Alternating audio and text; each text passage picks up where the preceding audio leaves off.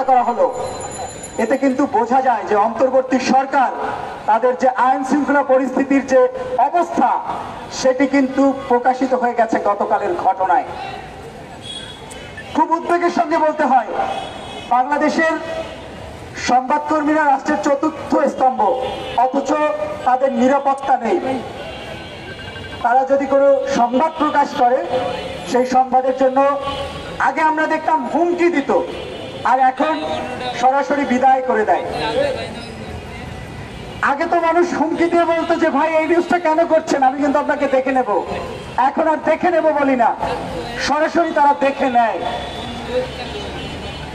গতকালে গাজীপুরে যে আসাদুজ্জামান তুহিনকে প্রকাশ্যে হত্যা করা হলো, আমি যখন প্রথম ভিডিওটি দেখলাম তখন আমি কিছুটা সময়ের জন্য স্তব্ধ হয়ে গিয়েছিলাম।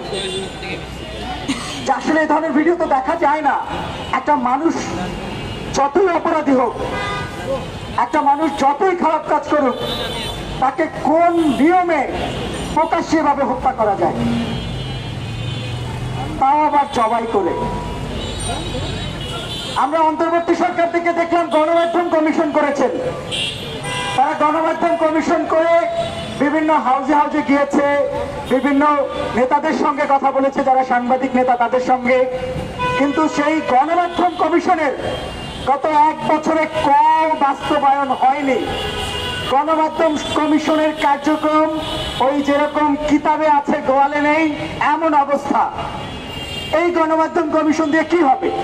দেশে এত সংস্কার করতেছেন আপনারা, সংস্কারের বলি আওড়াতে আওড়াতে মুখে ফেলা তুলে ফেলতেছেন। কি সংস্কার করলেন যদি আপনি সাংবাদিককে নিরাপত্তা দিতে না পারেন? যদি একজন সাংবাদিক তার কলমের মাধ্যমে লিখতে না পারে, তাহলে আপনার এই সংস্কার দিয়ে হবে কি? আমি এই সংস্কারের মুখে থু দিই, কারণ এই সংস্কার আমার ভাইদের আমার নিরাপত্তা দিতে পারে না।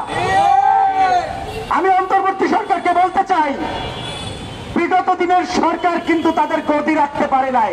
তারা 15 বছর নিজেদেরকে অনেক শক্তিশালী ভেবেছে, কিন্তু যখন তারা সাংবাদিকদের নিপীড়ন নির্যাতন করেছে, তাদেরকে কিন্তু পালিয়ে যেতে হয়েছে।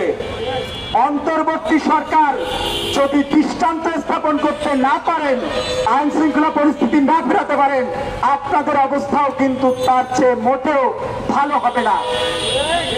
একটা বিষয় যদি বলি, বাংলাদেশে এত অপরাধ কেন বাড়ছে? আমার কাছে মনে হয় এর পিছনে সবচেয়ে বড় কারণ আমরা কোনো দৃষ্টান্ত স্থাপন করতে পারিনি। একটু পুরোনো দিনের ঘটনা বলি।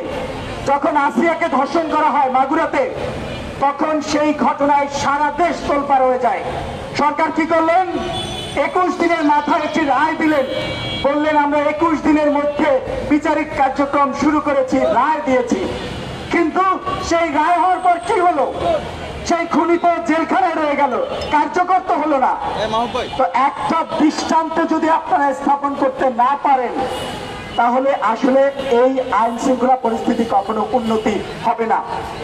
বর্তমান সময়ে রাজনৈতিক দলগুলোকে একটা কথা বলতে চাই, চাঁদাবাজ, দখলদার, সন্ত্রাসী তাদের কোনো দল থাকতে পারে না। আর যদি এই সন্ত্রাসীরা কোনোভাবে দলের প্রভাবে কোনো অপকর্ম করে, এই দায়ও কখনো রাজনৈতিক দলগুলো এড়াতে পারে না।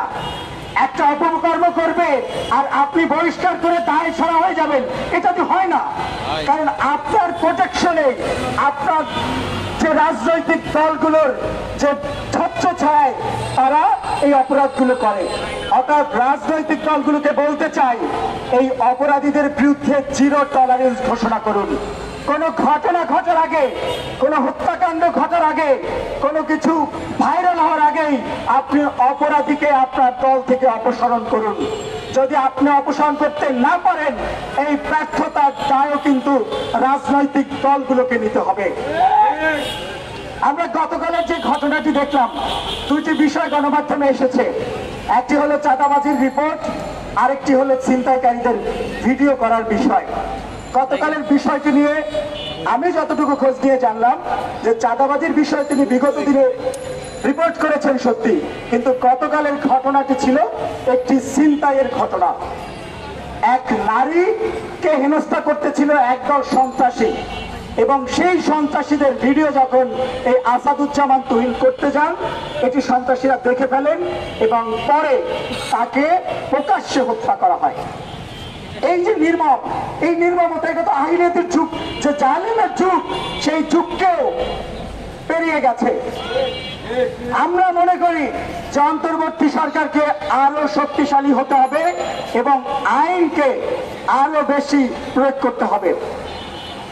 আর 1 মিনিটের মধ্যে আমি শেষ করব। দুটি ঘটনা বলতে চাই।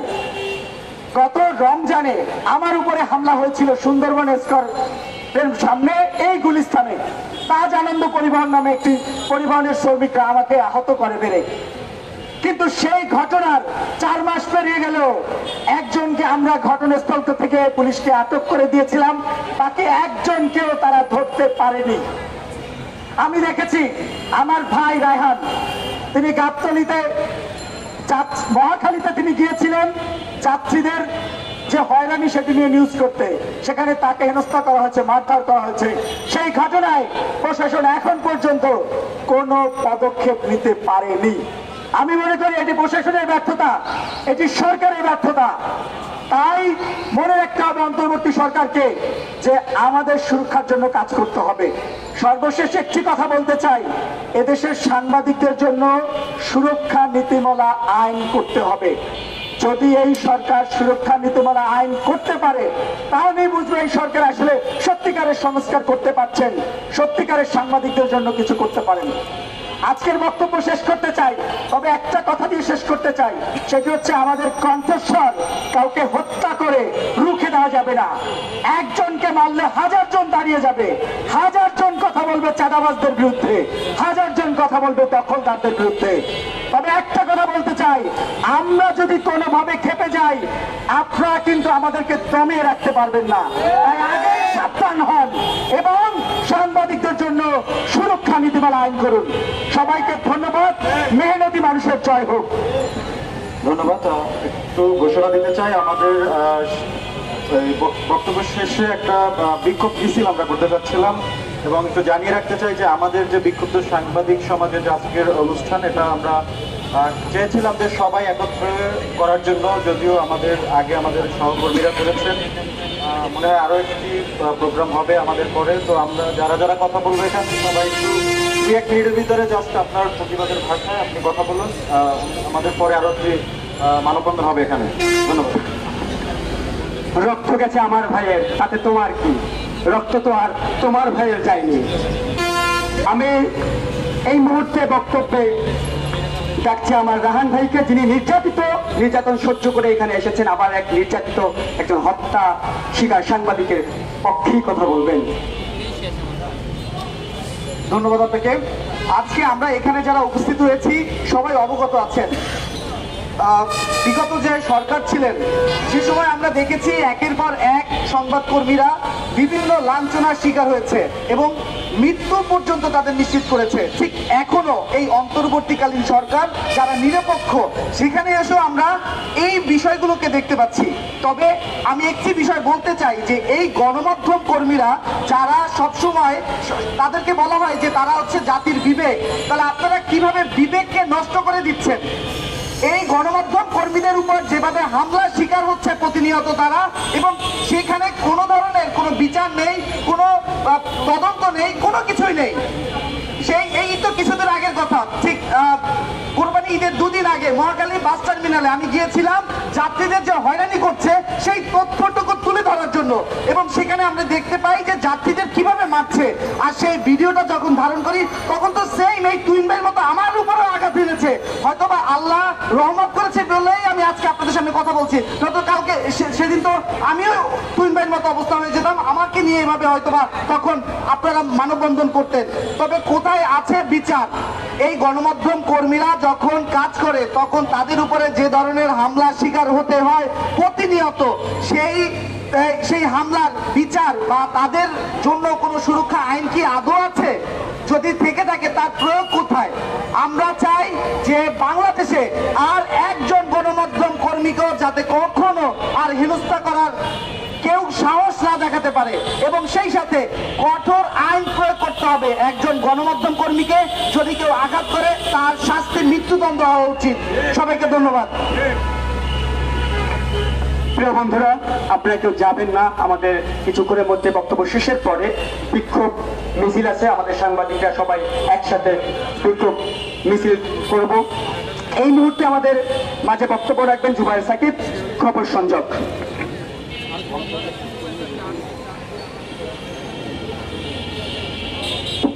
বাংলাদেশ কোন জায়গায় গিয়ে ঠেকেছে আপনারা দেখতে পেরেছেন। প্রতিদিন খুনের ঘটনা ঘটছে।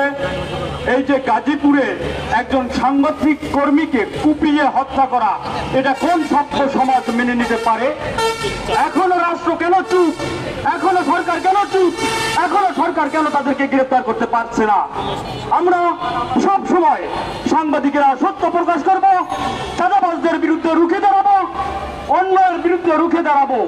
যে কোনো অন্যায়ের বিরুদ্ধে সাংবাদিকের কলম চলবে, ক্যামেরা চলবে, যত বড় শক্তিশালী হোক না কেন। আমরা এই সরকারকে বলতে চাই, যদি আপনারা এই খুনি সন্ত্রাসীদের গ্রেফতার করতে না পারেন তাহলে ক্ষমতা ছেড়ে দিন। আর নয়, আপনাদেরকে আমরা পাকাও করব, ক্ষমতা ছাড়তে বাধ্য করবো। কেননা আমরা যদি নিরাপদে না থাকতে পারি তাহলে সবাই রাস্তায় নেমে আসবো, আবারও 5ই আগস্টের মতো সবাই রাস্তায় নেমে আসবো। সুতরাং বলতে চাই, আমাদের নিরাপত্তা দিন যদি ক্ষমতায় থাকতে চান, আর যদি ক্ষমতায় না থাকতে চান তাহলে আমাদের নিরাপত্তা দরকার নাই। সবাইকে ধন্যবাদ জানিয়ে আমার বক্তব্য শেষ করছি। এই পর্যায়ে বক্তব্য রাখবেন ইসমাইল হোসেন, দৈনিক সকাল। ধন্যবাদ আপনাকে। আজকে বক্তব্য দিতে লজ্জা লাগতেছে, কারণ যে বক্তব্যের জন্য আমার ভাইকে হত্যা করা হয়েছে, আর এই দেশে আমরা কি বক্তব্য দিতে পারি? এই বক্তব্যটাই হচ্ছে আমাদের এখন লজ্জার বিষয়। গতকালকে আমার মা রাতে আমি যখন ডিউটি শেষ করে বাসায় যাই, ফোন দিয়ে আমাকে জিজ্ঞেস করতেছে, বাবা তুই আসিস? আমাদের যারা গণমাধ্যম কর্মী আছে তাদের মা বাবাকে আর কত রাত এভাবে টেনশনে ঘুমিয়ে থাকবে? না ঘুমিয়ে গেল তারা। আমরা আসাদুজ্জামান তুহিন ভাইয়ের মতো আমরা আমাদের নিরাপত্তা চাই। যদি নিরাপত্তা না দেওয়া হয় তাহলে হয়তো না খুনি সন্ত্রাসীরা মনে করছে সংবাদ মাধ্যম কর্মীরা মরে যাবে। একজন তুহিন ভাই যদি মারা যায় এবং 100 তুহিন এই রাজপথে দাঁড়িয়ে যাবে। আমাদের গণমাধ্যম কর্মীরা যদি নিরাপত্তা আপনারা না দিতে পারেন, আজকে 24 ঘন্টা হয়ে গেল, এখন পর্যন্ত একজন খুনিকে আপনারা গ্রেপ্তার করতে পারেন নাই। আমরা কোন দেশে বাস করছি? আমরা আমাদের ভাইদের বিচার চাই। আর যদি বিচার যদি করতে না পারেন, আমরা যদি কঠোর অবস্থানে যাই, তাহলে আপনারা ছাড় পাবেন না।